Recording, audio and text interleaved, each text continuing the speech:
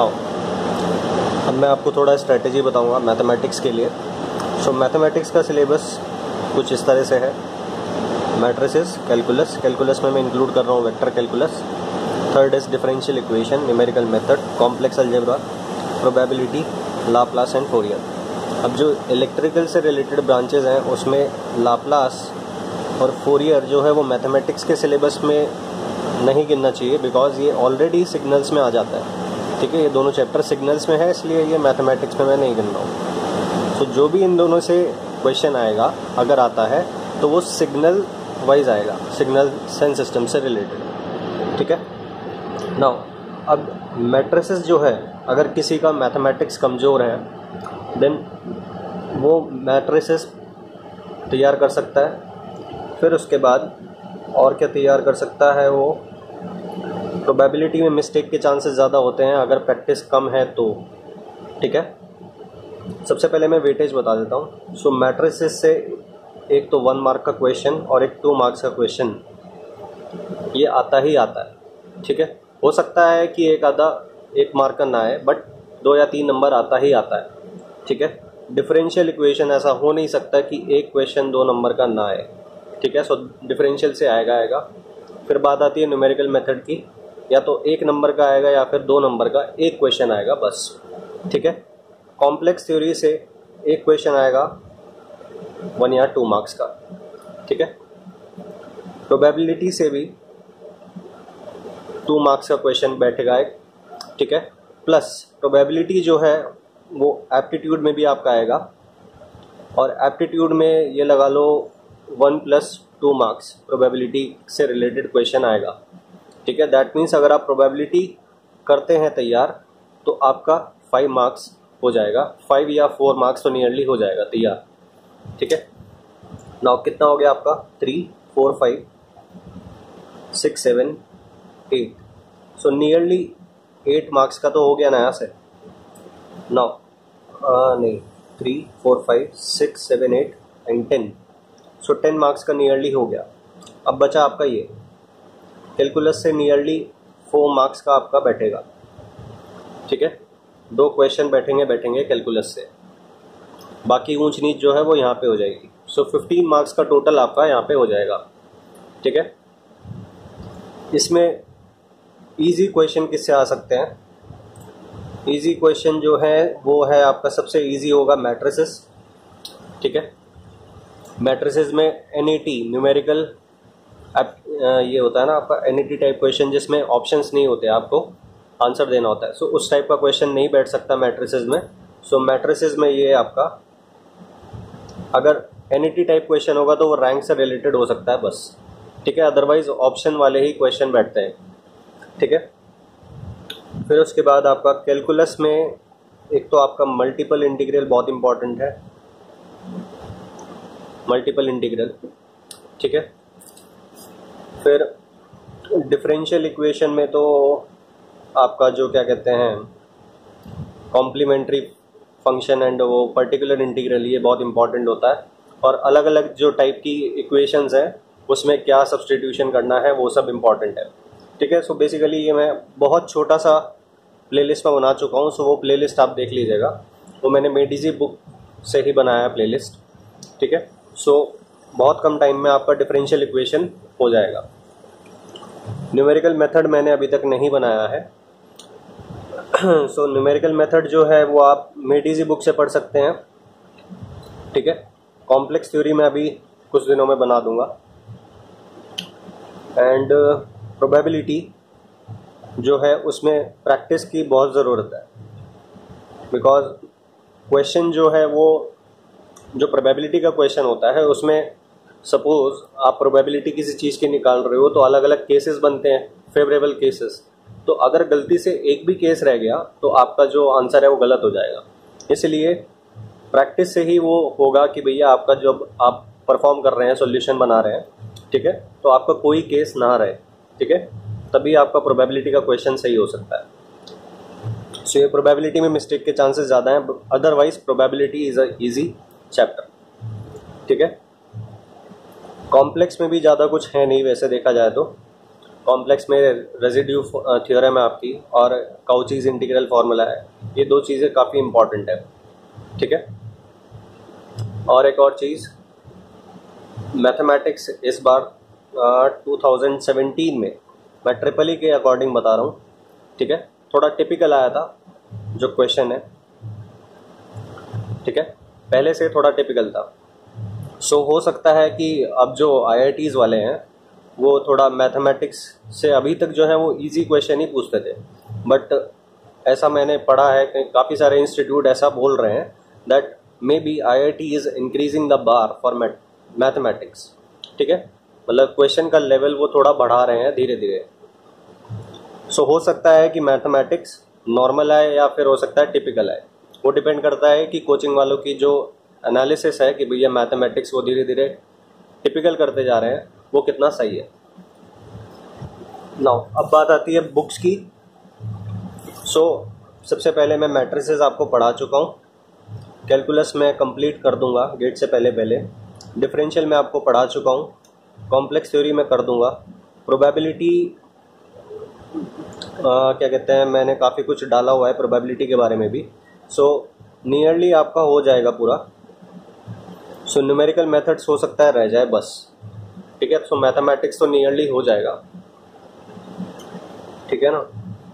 Now अब books की बात आती है।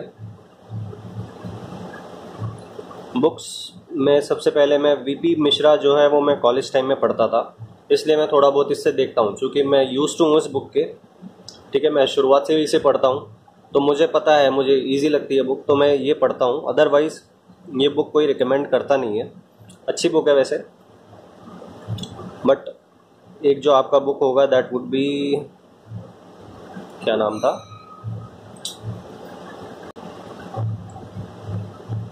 जैन एंड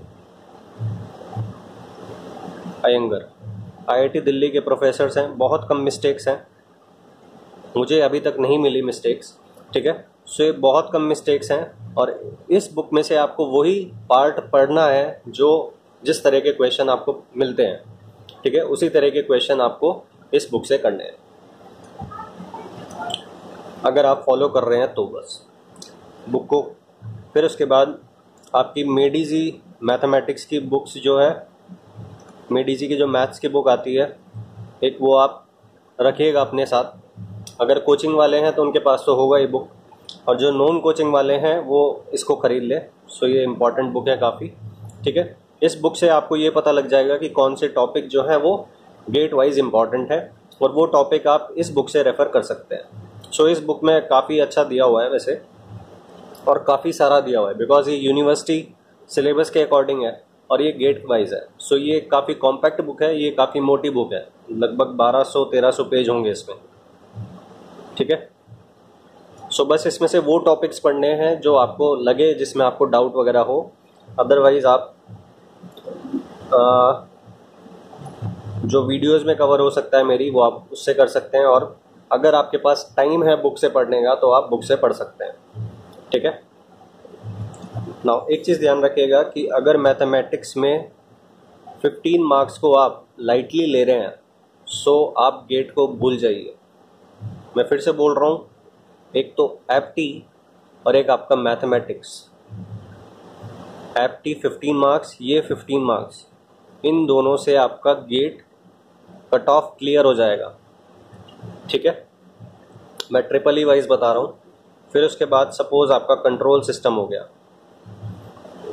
फिर उसके बाद हो गया आपका सिग्नल्स, फिर उसके बाद हो गया आपका नेटवर्क्स। ये कितना हो गया, 30 है ना ये टोटल। तो सपोज आप यहाँ से 27-28 मार्क्स ले आए, ठीक है, इतना लाने की कोशिश करनी है इसमें। नाउ कंट्रोल सिस्टम आपका 10 मार्क्स हो गया, सिग्नल्स आपका सपोज 8 मार्क्स हो गया, नेटवर्क्स आपका सपोज 10 मार्क्स हो गया, ठीक है। सो नियरली 28 मार्क्स का ये हो गया। सो 28 मार्क्स का ये टोटल हो गया। तो सपोज आप यहाँ से 25, सो मैं यहाँ से 28 में से 25 क्यों गिन रहा हूँ, बिकॉज ये कंपेरेटिवली इजी सब्जेक्ट्स हैं, ठीक है। सो कितना हो गया भैया आपका, नियरली अगर आप देखें तो 53 मार्क्स आपके यहीं से बैठ जाएंगे इन 5 सब्जेक्ट से, ठीक है। तो इन 3 सब्जेक्ट को लाइटली मत लेना। सबसे पहले ये करना होता है मेरे अकॉर्डिंग, अगर मैं अपने अकॉर्डिंग बताऊं तो सबसे पहले एप्टी मैथ्स, ठीक है। उसके बाद सबसे इम्पॉर्टेंट है नेटवर्क्स, फिर उसके बाद आपको करना होता है सिग्नल्स, फिर उसके बाद करना होता है आपको कंट्रोल, ठीक है। फिर उसके बाद बाकी सब्जेक्ट करने होते हैं। नेटवर्क से पहले आप EMT भी कर सकते हैं, ठीक है। सो EMT, नेटवर्क्स के बाद ये, और सिग्नल्स के बाद ये होना चाहिए। उसके बाद आप कोर सब्जेक्ट की तरफ जाइएगा, बिकॉज एनालॉग का सिलेबस जो है वो ट्रिपल वाइज ईजी है। ये एनालॉग जो है वो ट्रिपल वाइज ईजी सब्जेक्ट है। सब्जेक्ट ईजी नहीं है किसी भी ब्रांच के अकॉर्डिंग, बट हमारे से ईजी क्वेश्चन पूछे जाते हैं, ट्रिपल वालों से ईजी क्वेश्चन पूछे जाते हैं एनालॉग एंड डिजिटल से, ठीक है। सो एनालॉग एंड डिजिटल आपको 10 मार्क्स देगा, और डिजिटल से तो आपको उठाना ही उठाना है। डिजिटल से बहुत इजी क्वेश्चन आते हैं। हो सकता है जो आपका फ्लिप फ्लॉप्स वाला हो वो बहुत बड़ी फिगर से आपको अगर दे दे तो आपको समझ ना आए, एकदम से आप घबरा जाए। सो डिजिटल से जो भी आपका क्या कहते हैं जो के मैप वाले क्वेश्चन हो गए वो करना ही करना है। मल्टीप्लेक्सर वाले क्वेश्चन इजी होते हैं, वो करना ही करना है, ठीक है। फिर उसके बाद analogue to digital and digital to analogue converter आ रहा है आजकल बहुत ज़्यादा, सो ये आपको करना ही करना है, ठीक है। डिजिटल के अकॉर्डिंग भी और आपको मेजरमेंट के अकॉर्डिंग भी इसको करना होगा, ठीक है। फिर उसके बाद बचता है सीक्वेंशियल सर्किट, जिसमें आप थोड़ा ज़्यादा प्रैक्टिस कर सकते हैं, बिकॉज उसमें ऐसा होता है कि बड़ी सी फिगर होती है। सो फिगर ज़्यादा बड़ी होती है तो इसलिए जैसे ही क्वेश्चन सामने आता है तो थोड़ा घबराहट होती है। उस घबराहट के चक्कर में आप इजी क्वेश्चन को भी नहीं कर पाते। सो वो जो घबराहट है वो तभी जा सकती है जब आप प्रैक्टिस कर लेंगे, ठीक है। सो अगर आप देखें तो ये कितना हो गया भैया 28, 53 मार्क्स तो यहाँ से हो गए, ठीक है। फिर उसके बाद डिजिटल में सपोज आपने डिजिटल आया सपोज 5 मार्क्स का, आपने 3 मार्क्स यहाँ से उठा लिए डिजिटल से। एनालॉग भी नियरली 5 to 7 मार्क्स आएगा। सो एनालॉग में कोशिश करना कि आप 50% अटेम्प्ट कर दो। अगर एनालॉग नहीं तैयार है सो कुछ टॉपिक्स में बताऊंगा, वो टॉपिक्स तो एटलीस्ट कर लेना, ठीक है। उससे आपका एनालॉग में सपोज आपका ये 6 मार्क्स का आता है तो 3 मार्क्स यहाँ से हो जाएंगे। सो कितना हो गया 59 मार्क्स आपका इन सब सब्जेक्ट से हो गया। बस आपको करना कितना है 65 के लिए, आप 65 तो बस आप एम रखे ही रखें, क्योंकि 65 का एम रखोगे तो 65 से कम ही आएगा, तो 70 का एम रखोगे तो 65 आएगा, ठीक है। 65 70 के लिए प्रिपेयर करो बहुत तगड़े से, 65 एग्जैक्टली लाने की कोशिश करो, और 65 आ गया तो समझ लो आपका काम हो जाएगा। अगर पेपर बहुत इजी नहीं है तो 65 में आपको अच्छा रैंक आ जाएगा और आपको कुछ ना कुछ मिल जाएगा गारंटीड, ठीक है। बुक्स तभी पढ़ें जब टाइम सफिशिएंट आपके पास है। अगर आपके बाकी सब्जेक्ट्स रहते हैं देन आप अभी बुक्स में टाइम मत दें। अब जिसके पास बुक से पढ़ने का टाइम नहीं है वो क्या कर सकता है, टेस्ट सीरीज, ठीक है। जिसके पास टाइम कम है वो क्या कर सकता है, जो भी सब्जेक्ट है उसकी थ्योरी ऊपर से पढ़ ले, ठीक है। मतलब कोई टॉपिक अगर उसमें डाउट है तो कोई दिक्कत नहीं है, डाउट जो है वो क्लियर हो जाएगा। जितना मैक्सिमम उसको ग्रैब कर सकता है वो मिनिमम टाइम में उतना ग्रैब करे। उसके बाद जो भी टेस्ट सीरीज़ है आपकी, सपोज एस की टेस्ट सीरीज़ हो गई, फिर आपका मेडीजी का टेस्ट सीरीज़ हो गया, सपोज आप क्रिएट्रिक्स का भी टेस्ट सीरीज़ ले लेते हैं, या फिर गेट एकेडमी का भी टेस्ट सीरीज़ आजकल लोग काफ़ी ले रहे हैं मेरे ख्याल से। मुझे पता नहीं इन दोनों के बारे में, इन दोनों का कैसा है। ये एस का टेस्ट सीरीज़ अच्छा है, मेडीजी का भी ठीक है, इसका भी अच्छा है। मेडीजी में एक अच्छी बात यह है कि वीडियो सॉल्यूशन आपको मिलते हैं। सो अब ये मत सोचना कि मैथ्स आपका प्रिपेयर नहीं है तो मैथ्स का टेस्ट नहीं देना। ये मत सोचना, कभी भी ऐसा मत करना कि मैथ्स में जब तक परफेक्ट नहीं हो जाऊंगा तभी मुझे टेस्ट देना है। मैथ्स एक बार पढ़ लिया, इमीडिएटली टेस्ट आपको देना है, बिकॉज व्हाट मैटर्स इज कि आप फुल सब्जेक्ट टेस्ट में फुल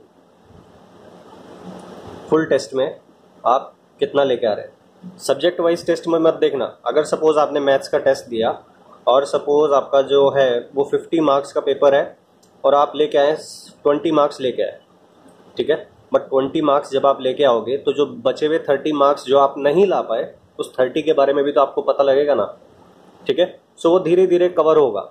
सो वो धीरे धीरे कवर कैसे होगा? टेस्ट सीरीज से। जितनी ज़्यादा टेस्ट सीरीज आप ले सकते हैं उतनी ज़्यादा आप टेस्ट सीरीज लीजिए, और उसके बाद आपको जो मेन करना है, फुल टेस्ट आप तब दीजिएगा जब आपको मैथ्स में परफेक्शन लगने लगे, ठीक है। जब आपको सारे सब्जेक्ट्स में परफेक्शन लगने लगे या फिर मेजॉरिटी ऑफ सब्जेक्ट में आपको लग जाए कि हाँ परफेक्शन आ गया है, उसके बाद फुल टेस्ट आप दीजिएगा। ये मैं एक बहुत इंपॉर्टेंट चीज़ बता रहा हूँ। सबसे बड़ी गलती क्या करते हैं लोग कि ये सोचते हैं कि भैया मैथ्स में मेरा क्या कहते हैं कैलकुलस रह गया। किसी का सपोज कैलकुलस रह गया और सब कुछ प्रिपेयर कर चुका है वो, बस कैलकुलस रह गया। अब वो क्या सोचेगा कि भैया मैं मैथ्स का टेस्ट बाद में दूंगा, कैलकुलस करने के बाद दूंगा। कैलकुलस सपोज बात तक नहीं हो पाया, मैथ का टेस्ट नहीं दिया, ठीक है। ऐसा मत करना। जितने भी आप चैप्टर पढ़ चुके हैं कम से कम उतने चैप्टर का तो एक वो लीजिए अपना कि कितना आपको आता है, कितना आप कर पा रहे हैं। जितना भी कर लिया इमीडिएटली आप टेस्ट दीजिए, ठीक है। जो भी करना है टेस्ट से तैयारी करनी है। जो बंदा टेस्ट से तैयारी करेगा उसी का रैंक आएगा।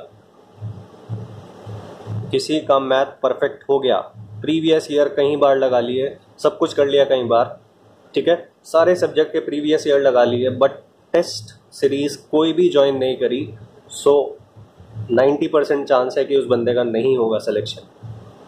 90% चांस बता रहा हूँ मैं। इम्पॉर्टेंट है कि भैया जब आपको लगे कि किसी सब्जेक्ट का आपने 50 to 70% भी तैयार कर लिया, इमीडिएटली उसका आप टेस्ट दे दें।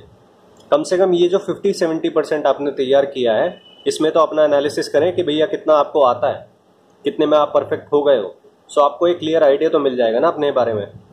ये चीज़ है।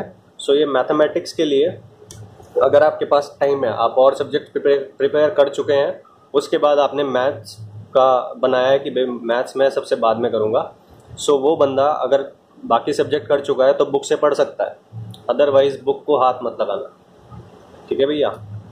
बुक के हाथ मत लगाना, मेडिजी बुक से करना जो भी करना कर, ठीक है। जितने मैक्सिमम क्वेश्चन हो सके उतने मैक्सिमम क्वेश्चन आपको करने हैं।